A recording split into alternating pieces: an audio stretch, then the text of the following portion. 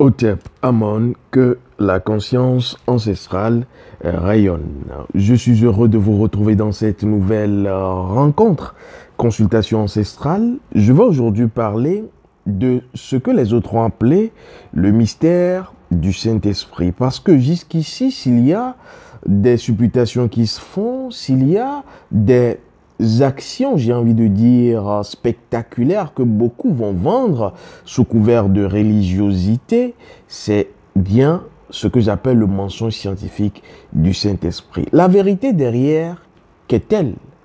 Et je vais vous dire, puisque je suis arcaniste, expérenciant du règne de la conscience, qu'il n'en est rien parce que nos ancêtres avaient déjà résolu cette affaire, qu'il n'en est même pas une.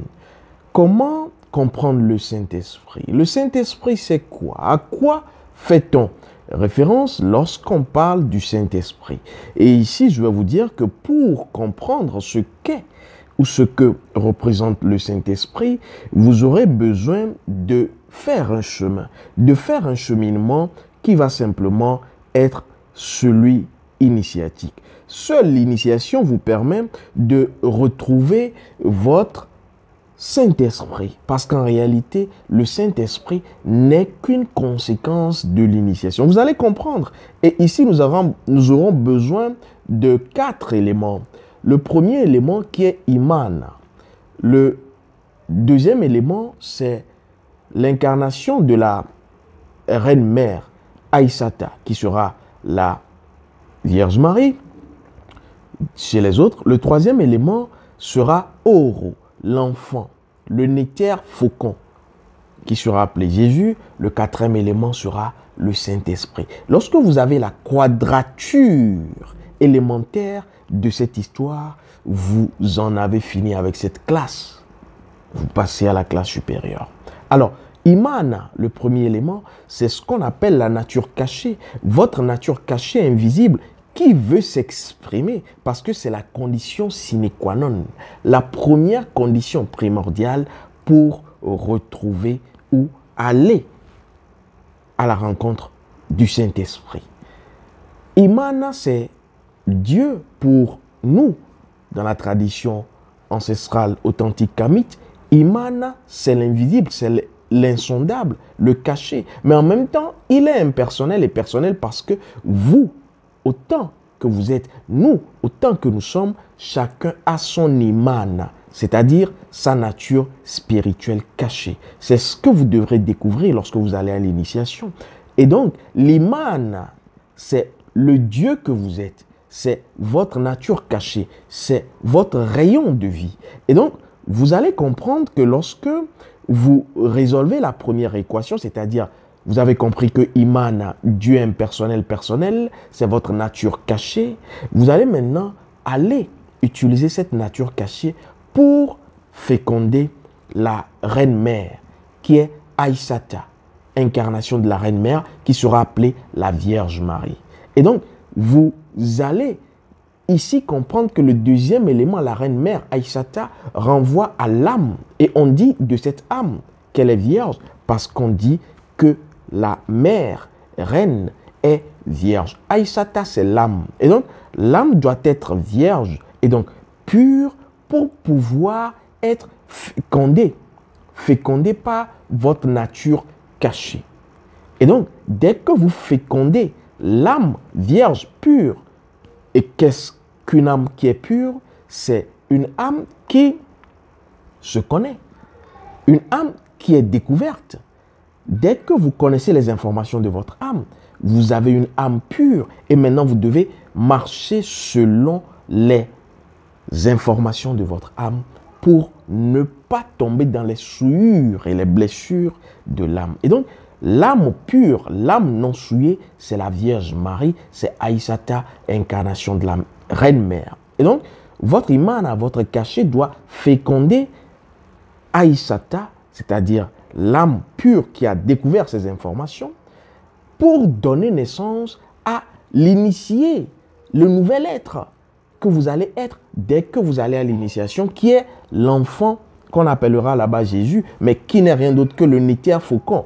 Oro, Héru, qui pour nous est justement ce que vous devenez après l'initiation, c'est-à-dire l'être de lumière. Vous êtes dans la lumière, vous êtes un héros, vous êtes un héros, vous êtes le fils vivant du soleil, vous êtes un pharaon. Voici le chemin initiatique, un fils du Fa, parce que vous avez fécondé l'âme découverte par votre nature cachée, Imana, vous devenez fils de la lumière. Maintenant, où intervient le Saint-Esprit?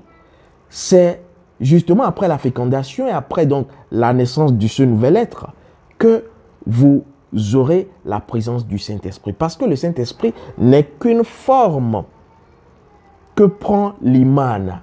Et donc, Imana, initiale, nature cachée, féconde donc l'âme vierge, la Vierge Marie, donne naissance justement à cet être de lumière, cet initié, nouvellement initié. Et donc, cet initié vient. En d'autres termes, vous devez comprendre que Imana, c'est encore lui, maintenant le nouvel être. Imana, c'est encore lui, Héros, de façon lumineuse. Et donc, Imana, devenant Héros, va avoir à côté de lui le Saint-Esprit, qui n'est rien d'autre que Djéouti. Djéouti, en réalité, qui est une forme expressive de Imana. En clair, si vous voulez être dans le Saint-Esprit, vibrer le Saint-Esprit, parce que nous ne sommes pas dans la littérature, vous avez simplement besoin de connaître votre Imana, de féconder cela avec une âme qui se connaît, rayon de vie, rayon ancestral, et ensuite vous avez besoin donc d'être dans la lumière à partir du Saint-Esprit. Et vous allez comprendre quand je vais prendre ce passage du verset 2, verset 2 du chapitre 4 de notre Bible, que j'exhorte la communauté à avoir, la Bible de Dieu. Alors ici, vous allez comprendre, Imana, le Créateur, Amon ou Amen, prend conscience et connaissance de la future femme qu'il a choisie pour enfanter l'enfant divin, le futur roi. Il prend connaissance donc de la future reine-mère, la reine-mère étant justement la Vierge Marie. Alors, je vais rapidement escamoter pour aller à la fin, parce que je ne la veux pas longue cette rencontre. Cela est figuré ici par cette scène où l'on voit Imana, Dieu, tenant la main de Djéouti Thoth, qui est une de ses formes et qui incarne la science et la connaissance divine. Voici le visage du Saint-Esprit que je viens de vous montrer. C'est Djéouti, c'est Thoth, parce que vous avez bien compris, il est justement une des formes de votre nature cachée. Dès que vous découvrez votre nature cachée par l'initiation, vous avez automatiquement à côté de vous exprimé dans sa puissance Thoth Djéouti. Et c'est là où vous commencez par connaître sans apprendre, savoir sans chercher. J'espère que vous avez compris. Parce que Thoth, c'est lui qui incarne la science et la connaissance divine. Vous n'avez pas besoin de fouiller tous les livres.